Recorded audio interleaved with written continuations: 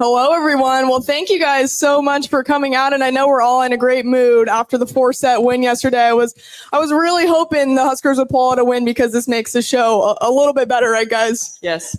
Absolutely. Well, let's start there. Lindsay and Jordan, again, thanks so much for being here. What was your reaction to that win last night over Pitt? Go ahead. You got it. Okay. It was pretty commanding. It was a really great win for them, honestly. I was watching them. With all the returners that we have, with the new players and where they filled in their spots respectively, I thought I was really impressed with everybody, and even some different subs that they make when they put in Campbell and Allie during that second set, I believe it was. Like, it seemed seamless, so I was really impressed with them. I was able to watch not the whole thing, so I was catching bits and pieces. But for me, I thought it looked really smooth, and I thought Pitt looked pretty good. So just overall, a really good performance. What was it like seeing Danny Busboom-Kelly as the head coach? Obviously, we saw John Cook for the past 25 years. It's a little bit of a change up, but a welcomed one here in Nebraska. Yeah, it's great. I mean, I think obviously she's been in the trenches, so she understands like what it means to play in Nebraska. And I think it eases any any tension that the girls may have, because she's already been there, done that. So I'm just really excited to see her continue to thrive. Did any of you go to the game last night? Do we have any people that were there? Okay, how about that show? I mean, it looked like a Final Four atmosphere there. It was pretty sweet. So now playing in Pinnacle Bank Arena, how special is that to see? I mean, 15,000 fans there packed for college volleyball. Right. I mean, it's just a preview of what typical Final Fours, I think, look like, and just the sea of red in the fan base and how they showed up for the match is just typical of any Final Four towards the end of the season. No matter where the Final Four is taking place, it's always full of Nebraska fans. So I feel like getting to play in that gym with that sort of energy also really impacted that match. I'm sure Pitt really felt it. I had a friend at the game, and she's like, it's like a rock show with the volleyball, like at the same time. So it sounds like the energy was really high, and obviously playing in Europe for many years, like they definitely do a good job of like creating it more of an entertainment. And I don't know, I felt like that sounds like that's how it felt last night as well. Okay, so you got to play in the Coliseum. So compare, contrast from Coliseum days to Pinnacle Bank Arena. Oh, I don't even know if you can compare, but I don't know. There's something so historic and quaint about the Coliseum, and something that will always, ring special. But it's just really cool to see. I mean, they panned the whole crowd last night, and to see like even up the highest, like it was all sold out. So it was really cool to see just everybody wanting to be there. And then I think 2 other teams coming in and seeing like the, being a part of Husker Nation and what it means to play volleyball here. Right. Okay. Did you ever think it would be possible for 92,000 people to fill a football stadium for that volleyball team when you think back to playing in the Coliseum? No, not at all. No. I had teammates all overseas, like, what is happening in Nebraska? And I was like, this is just the norm here, Yeah. So I wouldn't say I'm shocked, but it was really cool. So Yes. Lindsay, what was it like playing in that match? Honestly, indescribable. I always say that part of it always just felt like it was almost like a green screen on like part of this field, just because there's so many people and you like actually feel like I'm in a video game, because like everyone's like so small and so far away. Like it literally it feels fake. But I mean, it was so insane and so special. And it's really crazy when you think about the evolution of leaving the Coliseum. And I remember Coach telling the story that he was upset that they said that they were going to keep Devaney at 8,000 instead of 6, which I think is what he said he wanted it to be. But then seeing the evolution of now 10 years after that, and we're selling out 92,000 tickets. So yeah, I think 8,000 was the good choice. Absolutely. Okay, I want to go a little bit deeper into that stadium match too. What was it like just from a hitter's perspective, like playing with the sun and the wind? And what was that like for you adjusting? Yeah, honestly, it was easier for our team because we have a lot of experience playing beach volleyball, because that is part of our program that we do every spring. And so obviously it was different because we were playing an indoor volleyball game with 6 of us on a court with a normal indoor volleyball. But most of us, if not all of us, had some idea of, wind and sun and how that works and how we need to adjust our strategy because of that. And I think it benefited us a lot when we were playing out there. Jordan, what's your favorite memory of that stadium match? I was in Canada, so unfortunately I did not get to participate. We watched it on the screen. So, but everybody, some people said they were in tears, just like how moving it was, and yeah, unfortunately I could not be there. So little missed opportunity.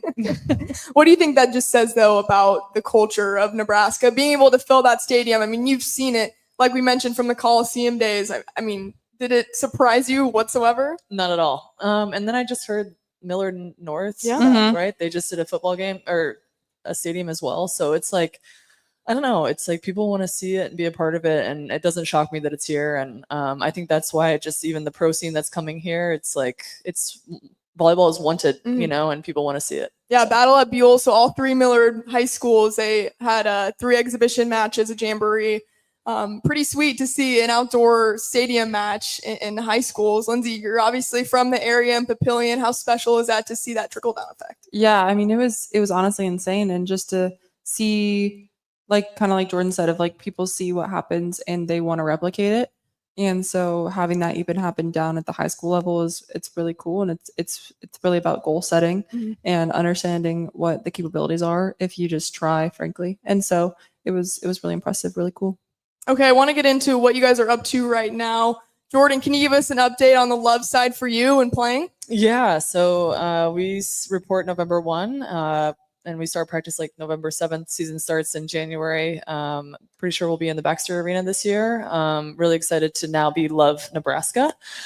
We rebranded here a couple weeks ago, and just to encompass all the state. You know, I think that obviously the metro area is huge and huge support. Obviously Lincoln with Nebraska, but I think what makes Nebraska so cool is you have a Wayne State, a Creighton, Midland, Kearney, that are just really solid at volleyball, and we're good in all divisions. So how can we encompass that and then just represent the whole state, and then hopefully have everybody have access to that. So and then just continue to play. So feeling pretty good. Alumni match was great. Feeling good. Oh, we'll get to that part. That was just a test. So. Okay, so, I mean, can I ask, how much longer does Jordan Larson want to play? Yeah, it's coming to an end. So the thing is I still feel real good. So after the alumni match, I was like, all right, I'm a little sore, but I got more in the tank. So here we go. Lindsay, how about you? I know you spent last season with the Omaha Supernovas. What are you up to right now? Yeah, so I'm honestly just looking for opportunities. When free agency opened, it was kind of a whirlwind. And so just actively looking for opportunities to play. And I know I want to keep playing. And so I just want to really look and find the best fit for me. So I will be playing on a team. I'm not done, but just not really sure where that team will be yet. Okay, I want to go back to both of your childhood journeys too. Jordan, where did you find the love for volleyball? I was lucky that my parents kind of put me in a lot of sports. And so I really fell in love with it when I started playing club at the age of 12. And my parents sat me down and was like, hey, this is quite an expense. If we're going to do this, like, you need to, this is kind of your job, quote unquote. But it quickly turned into my job, but something that I really fell in love with, and really grateful for the opportunity of my parents being able to kind of follow me along and put me where I needed to be. And again, I think with some success, there's been a lot of luck along the way as well, with great coaches, great teammates, and just a lot of mentors to kind of guide me. So, I mean, how do you go from a town of around 900 people to a 4-time Olympian? I mean, how much work went into this? Yeah, I mean, it's just, again, a little bit of luck, a lot of discipline, and goal. Like she had mentioned, goal setting. You know, I had some crazy goals, but I knew that it was going to take each day to add up to the sum, and really grateful for all the past. And I'm grateful for my time overseas, just really learning about myself, and just how grateful we are to be here in the United States. And then just taking so much pride in representing my country. And yeah, I don't know. It's just been quite a journey, but I still don't know how it happened. How did you get recruited by John Cook in Nebraska? Yeah, so I was playing club, so I was still being seen and being able to be a part of it. And yeah, sorry, the little microphone thing came off here. Just throwing things in the crowd, you know. Yeah, so I was traveling a lot with the club team, and then I went to all the Nebraska camps, but it was always a dream to play in Nebraska, and really glad that I was able to do it.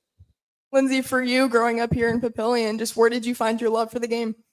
Yeah, I was the same with Jordan. My parents really just put me in every single sport as soon as I got old enough for it. And really, as I started to get taller and taller, and I kind of like realized certain sports that were for me and that I wasn't really loving. And I really started playing volleyball. I think at club I started at 11, and kind of the same with Jordan. I just realized how much I loved it. I was really playing basketball a little bit more at that age because this is just something that's a little bit easier to play when you're younger.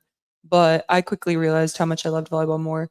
But I wanted to continue playing other sports through, so it was just an easy choice for me though, because I just super competitive. I love team sports, and it was just it clicked really for me. It was a really easy decision of like I was like I don't really can't really put to words why I like it more, but I do. It's really an easy choice for me. Yeah. I mean, 4-time state champ at Mhm. gut too. That probably helped a little bit in your decision. Yeah. So I always said when I was in high school, like I was just like I hate losing more than I love winning, and it was just like a thing that I feel like was normal. I guess that's not normal, but it was really I mean, it was I played for a great program. I played for a fantastic coach. I had some excellent upperclassmen that were older than me when I was younger to learn from, and helped me become an eventual leader when I got older, and hopefully influence and help those that were younger than me, which was again always a big goal of mine whenever I'm playing. Is I want to be able to help, and I want to be able to influence my teammates or somebody in some way or wherever they need me. That's where I want to be able to fill that for them. And so that was just another reason why I felt so drawn to team sports. Okay, for your recruitment journey, what schools were looking at you? Well, before the recruiting rules, it was just odd how everything could work because I'm getting recruited when I'm 13 and 14 years old. So I guess the answer would be all of them. But like you don't really get offers. It's like that like awkward point where you're just like every single school sends you a letter. They're like, come to my camp. And I'm like, that's not financially possible. And so so I went to obviously the camps in Nebraska, like Creighton and Nebraska, and I went to Nebraska camp every year. And so that recruitment journey kind of like opened up. And then when I was about 14, that's when like I got a few offers, and then that's when I made my commitment at 14. Jordan, did you have any other offers besides Nebraska? Yeah, I probably could have went wherever I wanted to. I was also in the high performance development program, so I was on youth national team, junior national team, so I was getting exposed to all college coaches. So, but at that point, I had committed too young to really be in conversation with anybody else. But I was considering UCLA just because I had met one of the other coaches, and I really enjoyed chatting with her, and she had breast cancer as well, and my mom was kind of going through the same thing. So we kind of had that instant connection. So do you guys appreciate that recruiting rule now? You can't contact them after their sophomore season?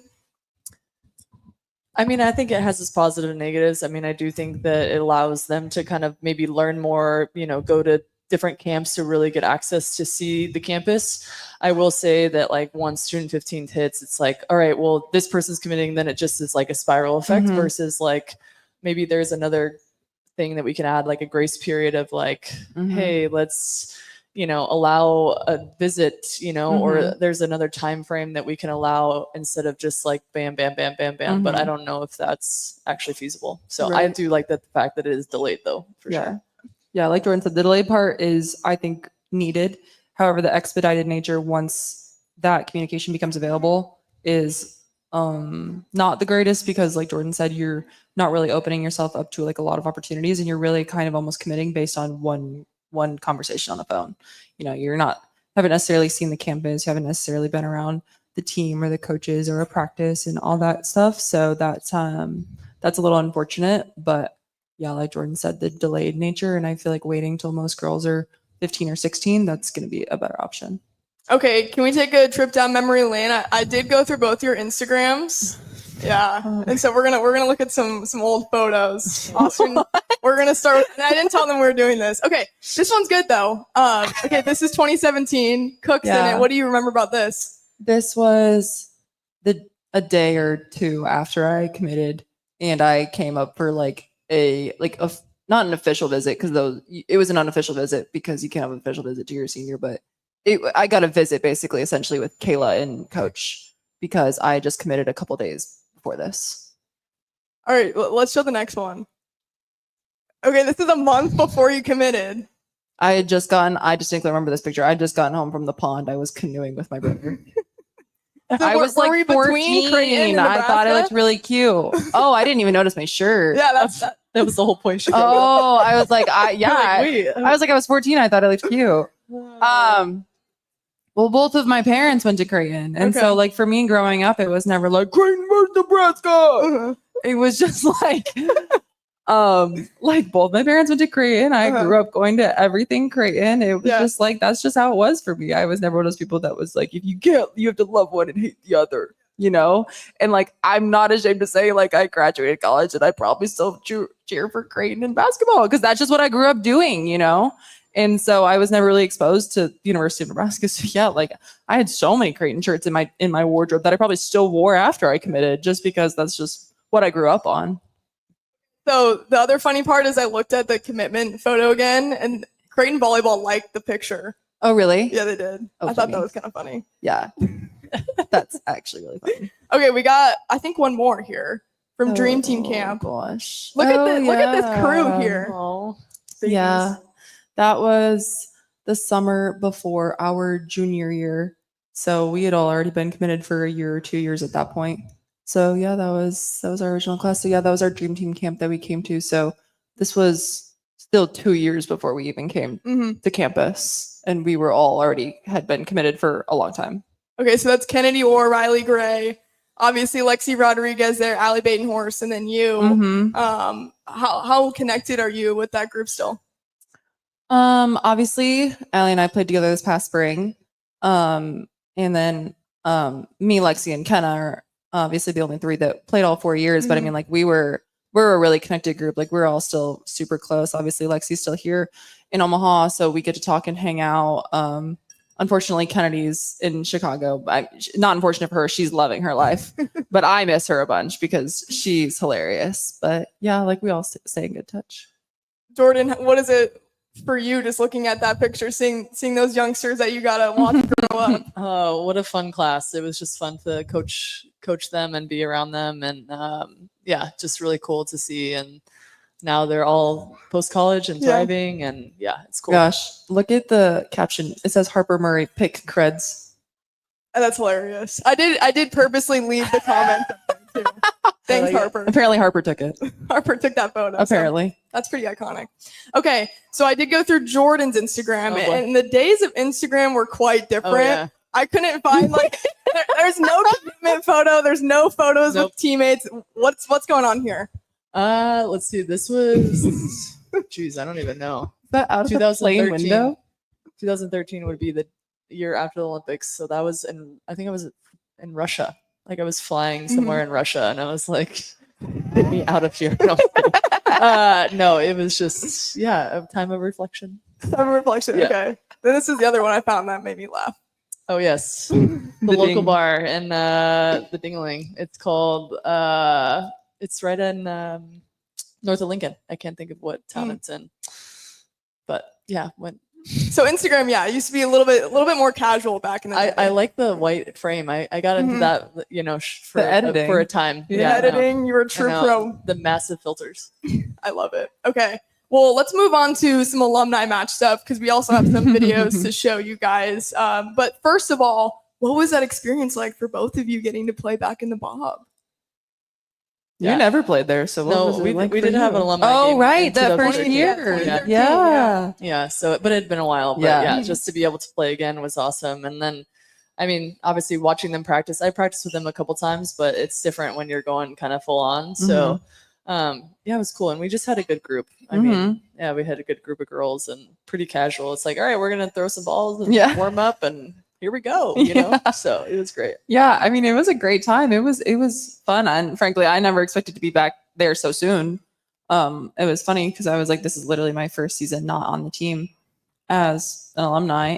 But it was a great time. It was so fun getting to play with some people. Obviously, like Jordan said, we've played in practice, but I mean, playing a true game. And then same with Kelly, like Kelly will play in practice, but this is like a true game. But then also getting to play like with Callie and Lauren and Layla, all middles that I played with at different points in my career. So that was really special. It was funny. I pulled up a picture of me and Callie during the alumni match. I think it was after Callie got a block. and it was just the two of us celebrating. And I pulled up a picture from my freshman year and would have been in her senior year, and it actually looks like exactly the same. Like we almost like are celebrating the exact same way. Obviously, just older, but it was really precious. So how much time did you guys have to practice? We did like 30 minutes from 2 to 2:30. Yeah. And then The day of. just, yeah. That's what's crazy is like the depth of talent that we've had come to Yeah. Nebraska. It's like, imagine if that team just had another hour. Like Exactly. what we could have done, you know?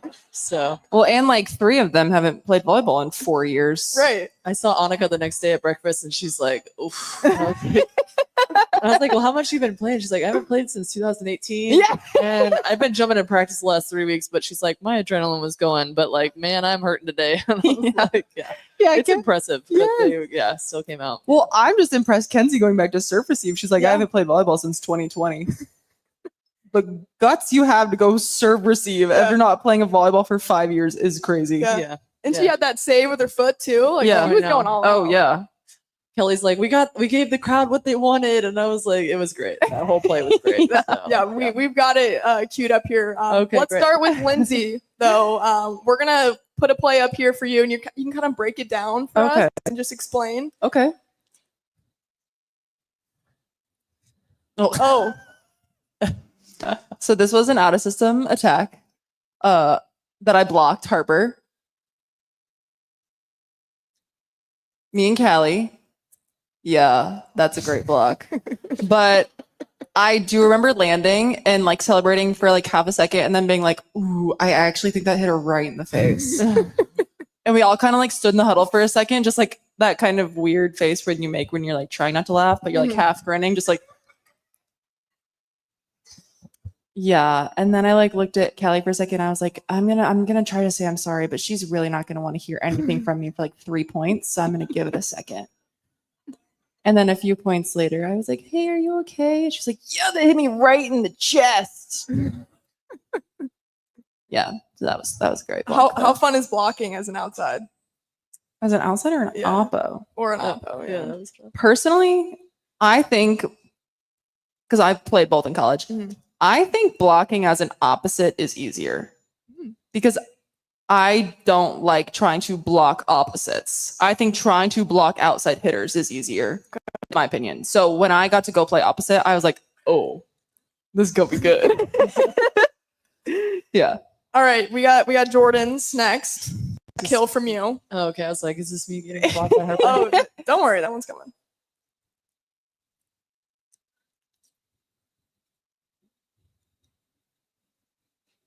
Oh, Lauren. I was like, what's happening? Oh, Kelly. Sorry, this plays slowly. Very slow mo for you guys here. Mm-hmm.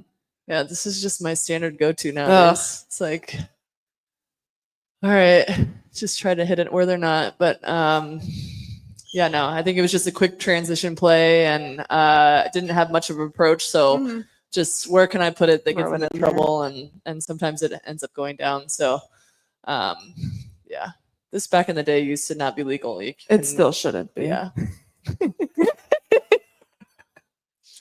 I feel like the men do it even worse. Like Yes. they're starting to throw it with two Yes. hands. They're starting. Yeah, Yes. it's just dirty ball. Mm-hmm. All right, I think it's Mhm. time to show the block here. Oh yeah, Harper's. Yeah. This was amazing. And there's some incredible reactions too afterwards. That's honestly the best. The best part is the reaction. Oh my gosh, look at Allie. She's like, No, it was great. It was honestly a perfect set by Kelly, and I saw a slice of line, and then I tried to take it, and but Harper made a really nice upgrade last second. So, mhm. which is what exactly we work on in practice. Yes, which is So- what we get taught. Mhm. So the you're a great coach. Say what? So No, you're a great coach. no. But the fact that she's seeing the right thing and being able to upgrade. So Yeah. that's good. Well, I've talked to Harper and she said you're one of the main reasons why she chose to come to Nebraska. Can you Yeah. describe that relationship? Yeah, she's she's had to go through a lot in her life, obviously losing her dad and kind of relate losing my mom, those kind of things. But she's just a special kid, and I don't know, it's been really cool to just kind of walk alongside her a little bit. And I don't know, I just think she has a big future if she chooses, and just excited to kind of celebrate her. But she's been awesome. Yeah, what's it been like? I mean, seeing just the praise that she's gotten and everything that's evolved with her, the Adidas signing. I mean, her face is on murals in Yeah. Lincoln. Like, it's pretty cool to see that not only for her, but like, the sport of volleyball for a female to be celebrated like No, that. absolutely. And I would say it deserved, and I don't know, it kind of about time. I think it's just time that like females kind of get that space, and the fact that she's doing it. And I think again, for all that she's come through, it's hard that what she's done and kind of what she's trying to do and be great. And so I think it's really cool to see her elevated in that space. Yeah. Lindsay, what was it like playing with Harper and just seeing her develop? Because you really got to see it all from her freshman year till now. Yeah, Harper was really special to play with just because we had a really cool connection because obviously I got hurt through my junior year and then I didn't play the rest of the season, and then I didn't play a lot of my senior year. However, she was such a learner, and like we had a really cool relationship, and there was a lot of mutual respect between us.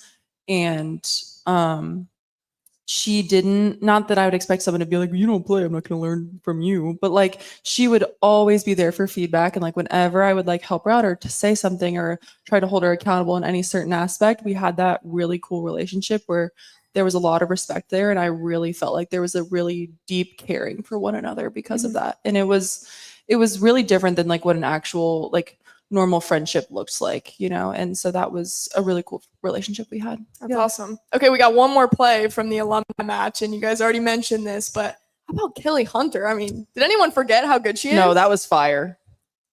There's been so many times during practice, even last year, I'm like, Kelly, like, what are we doing? Like, let's come out of retirement. Like, you can play close to home. Like, and there was a couple of times during the game, she's like, LA 28. I'm like, let's go.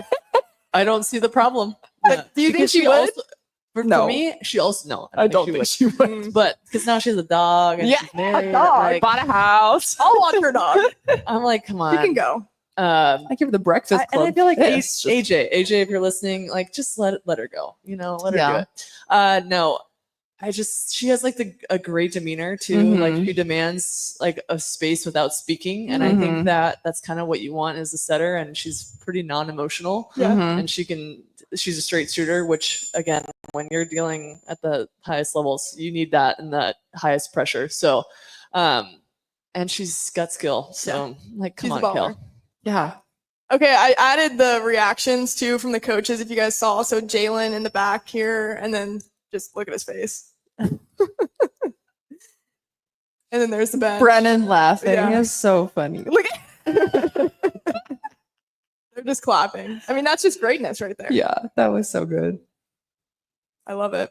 Okay, I've got fun questions for you, and then we're gonna let the fans ask some. My first one to both of you, an easy one, if you will. Favorite Husker memory? There's so many. Yeah. Just to stadium match, yes, obvious answer. Let's do something else. My freshman season when we went into Texas and we beat Texas, like that was like a complete underdog match, and I really don't think literally anyone thought we could win that match. And so going into Texas and upsetting them to go to the Final Four, which was my freshman year, that was really, really special. And just playing in that gym, in that environment, and some of the girls that were on that Texas team that we beat that are like literally like on the USA teams playing on like top pro teams, all those players. So that was really, really cool, really special. Okay, follow up to that. Who is Nebraska Volleyball's biggest rival then? Who would you say? Is it like Texas? Is Like it Penn now? State? Yeah, now. Wisconsin? Who would you say would be like the most hated Nebraska volleyball opponent? Now probably in conference would be Penn State, I would say. I think. Okay. Jordan, do you have an answer to that too? Yeah, I would say more Wisconsin, don't you think? Yeah, 'Cause it took it's quite both a of few them. years to like. Yes. Yeah, I mean, obviously Penn State like in the last couple of years, but Right. yeah, But I would agree with you. It kind of just those Okay. big ones. Yeah. which is weird for me coming from the Big 12. Yeah. It was Right. always Texas. Like, Right. It was just always a thing. I So, agree. Yeah. Because I would say you could also say Creighton, but I feel like it's hard to say a non-conference team as your biggest rival, Yeah. And they've never beaten Nebraska, so it's hard to be a rival. I'm just saying. Jordan, what's your favorite Husker memory? I still go back to that Washington match, down 9-3, I believe 9-3, and just chipping our way back. And I think that team was just so special of just, again, we had talent, but compared to the year prior, you know, it was unmatched. So I think how we went about winning and just grinding that out and making it to the Final Four. And I think we almost beat Penn State at the Final Four like that. And Penn State had not a lot of set, you know. So yeah, that was a really cool experience. Okay, if you could switch positions in volleyball, what would it be and why? Setter. You think Yeah, so? setter. Yeah, I'm just always trying to. You'll see me out in the court. I'm like, get out of here. I'm setting this ball. Yeah. I don't know. I just like being able to like make my hitters feel good and like being able to get one-on-one situations and things like that. So I think that's where I would like it. Yeah, I feel like I would be a bro. I just naturally feel like I'm such a supporter naturally. And I feel like that is like being a bro. It's like you are a starter. You are so necessary. You're so needed and essential. But at the same time, you're kind of just naturally like a supporting role. Like you're not the one getting the most attention because you're doing your job perfectly so that everyone else can get attention. Kind of like that. You know what I mean? And I feel like that's a really cool position to be in. 6'4" libero, that'd be. I did it once. You did it once? Yeah. In high school? Or In where? club. In club? Okay. We won How was that? nationals. We won 18 Open. Wow. Yeah. That's amazing. Sounds successful So to it me. works. Yeah. There we go. Mhm. Okay, speaking of libero, what do we think of Lainey Choboy getting the start there for the team? Yeah, I think it's great. Obviously, like she's surrounded by also really good liberos, but I think she's earned her stripes, and I'm really excited to see how great she's going to play through the season. And she's definitely put in the time. Yeah, for sure. Nebraska's super known for their defense and just everything defensively. So Lainey's excellent, and everyone else, every DS on the team is also great. And every single person, I feel like, works together to get that defense and that Nebraska defense together. But she's definitely the leader of that. Yeah. I mean, any of them could start on top 15 teams in the country too. So talent is obviously there throughout. Okay, next one. Can you hear the crowd while you play? Do you ever hear anything? Nothing. Sometimes it's very rare, but sometimes, yeah. Usually nothing. Yeah. There's some places you go, they're even like playing music between points, and I don't hear a thing. Okay. Not even when you serve, you can't hear. You just completely zone out. I will say there was one this last season with Love. It was up in Madison. One guy was really chirping like during mid play, and I was like, "Hey man," I was like, "You gotta," you know. But I was like, but then again, I'm like, "You're passionate about it. Like, let it fly, whatever." So, and again, I think even here is so calm. Like in Europe, there's like horns. Like there is loud horns. So I would say there you hear a little bit more of the horns, but here it's pretty calm. Yeah. Okay, hardest position to play in volleyball and why? Middle. You don't think? No. Dude, I would. They go to the bench for half the time. Well, yeah, no, but half the time they're like, "Where's the ball? How do I transition? And am I going to get set? Oh, I have to jump every time." The setter has the ball in the hand. Like they that's definitely exhausting. the cardio they gotta do. I don't doubt that, but they also just don't play half the time. So It's true. how can that be the hardest if you only have to play half the time? True. I still think it's hard. I'm like moving laterally that fast. No, like, do I think I could do it? No. Yeah. What's your answer then? Oh, I would say either being an outside hitter, I think, because you literally have to be a master at everything, or being a setter. Yeah. Okay. What makes being a setter difficult for people that don't know? Oh my gosh, I can't even imagine trying to do it. Yeah. Just the tempo that you have, the different tempos, like you have to like hear people and like location based on where you're hearing and where you're running at the same time, and you're probably not in a good body position, and I can't even describe why it's hard, and that shows how hard it is. What was it like being set by Bergen Riley? Oh, she was excellent. Like just again, like just such a good learner, and so open and so great to work with, and just someone who communicates really well. Very, very similar to Kelly, I feel like, very calm, very mature, very composed, and just like really demands greatness from those people around her. And she's one of those people that she's not really gonna get on you or like necessarily even like raise her voice unless like she means business. So, you know, when she does, like she's demanding something. Okay, any superstitions in volleyball? You guys ever have any like game day routines? Lindsay, no? I used to have like really extreme ones. Like had to put the right one on, or my right sock on, left sock, had to like shower, straighten my hair, all the things before. Yeah, it was pretty detailed. And then I was like, then I would start equating like why I played bad. Well, Yeah. I straightened this side of my head before this side, and I was like, I cannot. So now it's just at least I have a coffee before a Yeah. match, and then I'm good. So That's a Yeah. fair superstition. Same. I would say as I've gotten older, it's just been less and less. I don't really have, honestly, any I can even think of. Maybe, yeah, I always have a coffee before the game. I usually always just like lay around before the game. Not really anything. I'll do my hair in some capacity, but as I've gotten older, I've gotten lazier. So, yeah. All right, I love it. Should we let the fans ask some questions? Do you guys have any in the crowd here? Any takers over here first, and we'll go over there, or either way. Oh,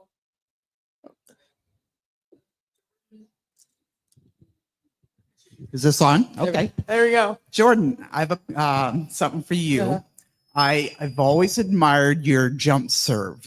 Following you through Logan View and UNL, you have an amazing jump serve. How do you think the serving has progressed through the years? yeah, that's a great question. I unfortunately had to stop because it got to the point where I was just kind of grooving it to area 6, and I wasn't coming with enough power and pace.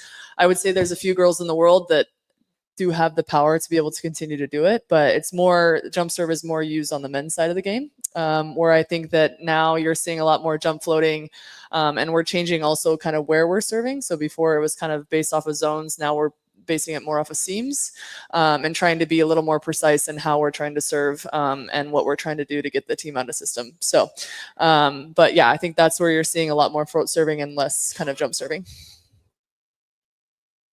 there's one right there.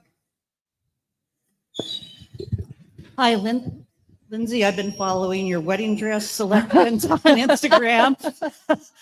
So I was just wondering, I know you can't show it. When is your wedding? My wedding is next June, and I did buy my wedding dress. So I did that last week, I believe. Yes, I went to a few different appointments, and it was very fun for me to show people dresses that I did not like. It was really fun to just build a picture and be like, let me tell you why I hated this. So yes, I did buy my dress. You got any more questions in here, back there? Oh, over here? Oh, he's on his own plan. I think she had one over here. Okay, cool.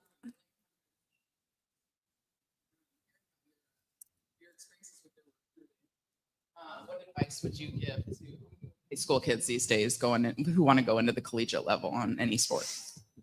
Yeah. Advice I would give is honestly just like trust your gut and a lot of the things. Trust what you're hearing and what you're feeling. Like if you feel like you aren't, like when we were talking about how like sometimes the timelines are very expedited, you know, if you feel like you're talking to a coach and they're giving you like a end of the day deadline and that's just really rubbing you the wrong way, you don't love that. Maybe just like trust that, you know, maybe like this isn't the right choice for me, or always just be open to different possibilities than like what you really thought you wanted, because you could be surprised by like what you end up doing or the environment you end up in. And I would also say maybe if you're one of those players that's like not always getting, because obviously there's a very select few of players where coaches will come to them, but that's usually not the case for people. So a lot of times players have to actively seek out opportunities. So I would say don't be afraid to be the one emailing coaches first. Don't be afraid to be sending video and all that stuff, because you have to put yourself out there. I agree with that. I think that also too, how do you present yourself at camp too, right? There's all these different camps that they have, and like I think getting access there, and then also communicating with your club coach, because a lot of college coaches go through the club coach. So like, what does that look like? And if there's been other college coaches reaching out, or if the club coach can reach out to a certain college coach as well, that's kind of how that line of communication happens, because they can't really talk to the athlete. So, and then I just think like, at the end of the day too, it's like if you're good, they're going to find you, but also like what are you doing to make yourself be seen? Not about like your athletic ability, but are you showing up and being a good teammate? Are you taking care of your body? Are you doing things outside even the sport, like speed and agility or other things that are actively making you a better player? I think those like go and show also college coaches that you're committed and want to be great long term, not just for the here and now and trying to get a scholarship kind of thing. So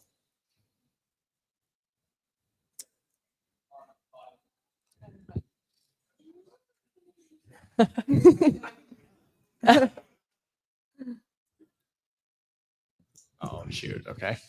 Okay. My question's for Jordan. Yep. So we're both from small towns. My wife grew up 10 miles from you, was a huge idol for her, got her into volleyball.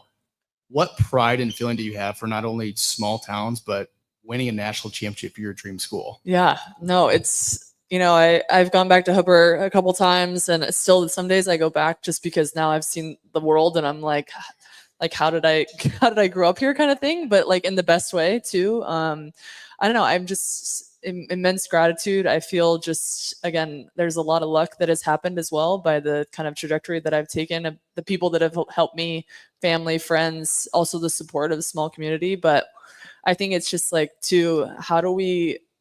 how many more athletes are like me that maybe aren't as close to the metro cities that do have a general access to that, or are in the middle of the state that want to be great, but maybe don't have the ability to play at a higher level. Like, how can we continue to kind of navigate that conversation? And again, I think the growth of the sport and it being seen is going to help a lot, that people can actually see high level play and what professional volleyball does look like, because it is different, right? People, I think we're all college fans and I understand, but there is another level, right? Professional is another level. And so like, how can we continue to bridge that and then continue to grow that across the state? Because I think I wouldn't call myself a diamond in the rough, but like an Andy Jackson, right? She was, practicing in a barn or something, like crazy. Yeah. Two courts, right? So it's just like really, really small. And look at her. She's just a phenom, Yeah. And so eventually maybe those girls get seen, but I think there can be more attention to those areas as well. So.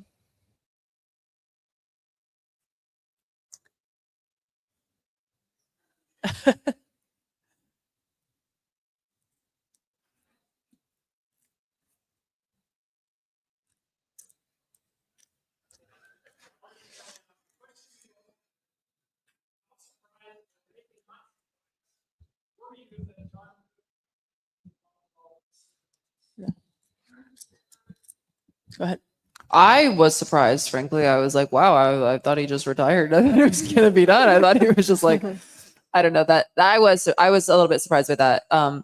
But I mean, if he thinks that's the next step for him, obviously that's awesome. But yeah, I mean, I think I was surprised because when he announced that retirement, I thought he was really thinking like this was going to be his time to like really like step away. So jumping into that role, obviously it's a different role because it's not as a head coach. So that will look a little bit different. And it's maybe not necessarily a full-time commitment as far as being in the gym, more of like a front office position.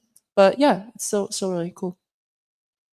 Was a little surprised as well. I think that, his expression about wanting to be closer to his grandkids and, those kind of things, and where his home is in Wyoming, right? Montana, Wyoming. Yeah. I'm like, it's one of those two. So I guess I was a little confused on that piece of it. But again, I think that there's more access for girls to play. And I'm grateful that girls have the opportunity to continue to play. And the fact that he's kind of leading the charge is good.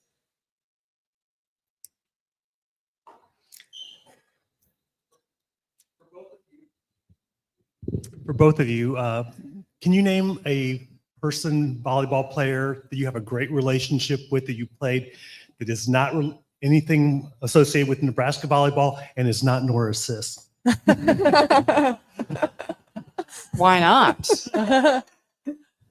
Just like our relationship together, or just yeah, I feel very lucky that, again, I've been able to travel the world and play with some of the all-time greats and kind of pick their brain of what has made them successful. And one of my really good friends is a Brazilian opposite. She's actually a 2-time gold medalist. Her name is Shayla Castro. And it's just amazing, like how just Brazilian volleyball, like how they think about the game. And I rewind back to the 2012 Olympic game, the final, like she kind of rubs it into my face. Like, I won a gold medal and you didn't, but like they really switched the game based off of their like emotional behavior, like they all of a sudden, we beat them the first set, like 25-15. Like if someone was maybe beat that bad, they wouldn't have been able to turn around and respond the way they did. But you watch their body language completely shift in the second set, and all of a sudden they're just like running around like crazy and just celebrating each other. And I know it really gave me a lesson that, like, one, don't count anybody out, and then two, that your body language can change the narrative of how an outcome or a game can be played. And so I think, and then now getting to know her as a friend, like, it's even more impactful of just like, hey man, we've been battling, but now we can be like in the same space and really celebrate each other. So, and not just her, I have a lot of those kind of types of relationships. So I think as I've gotten older, I've really just appreciated that the fact that, like, we can be going at each other, but we can also be really good friends after. Yeah. This is also, Jordan has a lot more experience playing with people not from Nebraska than I do. I played from people not from Nebraska for one season, but I became really great friends, like really best friends with Kendra Waite and Allison Witten, who both played at Creighton. This past spring, they played on my Supernovas team with me, and they've become best friends of mine. They are just like really similar to me, really follow the Lord, follow amazing. They're just like volleyball players, just really people that I really connect with, and just really great friends of mine. So being able to be connected with them on this spring, this past season, I'm very fortunate for, because it will really, honestly, those will be lifelong friendships for me. Noticed last night that there were no line judges. Is that a trend that's going to continue? Yeah, it's actually something we did the Olympic Games as well. There's actually a system that it's based off of kind of the tennis system, that it's based off of weight pressure accordance to the ball. And so it's actually, we did it in Love as well. It's the up ref automatically gets an in-out call, and it's either red or green in or out, and then they're able to just make the call. And so I think it's a way to speed up the game, and then also it negates maybe extra challenges that the team would have, you know, because a lot of times now internationally, it's like, well, you can challenge it, but the video is probably going to validate that this thing is right. So, but yeah, that's probably the way we're going to go with it. He's got a follow up too. Oh, okay. Anything else? I watched a video of the current team watching Danny play, and besides making fun of her headband,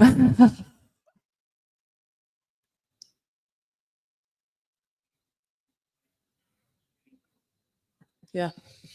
Has playing changed since that time? Yeah. Like, how has it changed?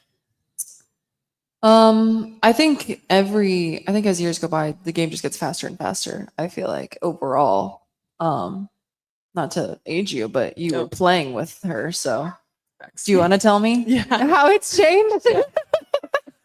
We're just more physical, bigger, and I would say we're actually playing a lot more like the men. You know, I think back in the day we were running back row, but it was a higher set. You know, now we're running a second tempo back row attack. We're running with speed to the pins, you know, where before it just wasn't as fast. I think we're serving the ball harder, which makes receiving a little bit harder. I think also the ball, I mean, in college is a little bit different internationally. It just makes it that much harder to pass.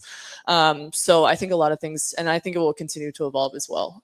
So yeah, overall, that's what I was gonna say. Overall, it's just kind of like faster and more physical. Yeah. Just as time goes on. Well, and I think also too, like how we're teaching the game. I feel like, I don't know. I think back in the day it was more. It felt to me like training was very segmented of like, all right, we isolate each skill versus now it's like we kind of isolate each skill, but like how do we read the game? How do we see what's actually happening? Yeah. And then we can adjust and make decisions based off of that versus, you know, hey, stand here, do this, you know, kind of waiting for the coach or kind of some sort of game plan, which we do, but you can also deflect out of that game plan, if that makes sense, based off of what you see. Right. So, yeah. All right, that'll end our Q&A portion, but I'll leave you both on this question. What do you foresee for this current Nebraska volleyball team after getting the first taste last night and just seeing their potential? I think they have a great depth as a team, which is a normal occurrence for this program. And so I feel like obviously there's probably going to have a few hiccups along the way, which is normal. However, I feel like they have a really, really high ceiling, and they've got great potential, and they've got great depth at literally every position. So I feel like these girls, once if they run into a few speed bumps, once they kind of like figure that out and really smooth out really everything, how that goes, I think it could be really impressive. Yeah, I think it's going to be great. I think Danny's going to do a nice job of just continuing to instill confidence and I don't know. I think the love for the game, I think will just kind of be seen through. And so, and like she said, there is a lot of depth, which you could see is maybe there could be some tension, but I think a good healthy tension actually creates a bigger and better team based off of who wants to play and who's competitive enough to, keep playing. So Sweet. All right. Well, guys, thank you so much for your time. We have shirts out there for sale for Hurrdat brand goods, $25 hats, $20 shirts. You can get them printed right there. Some pretty sweet stuff. Thank you everyone for coming out. Can we I don't want to go Big Red chant, guys. We'll start it up here. Ready? Okay. 1, 2, 3. Go Big Red. Yeah, there we go.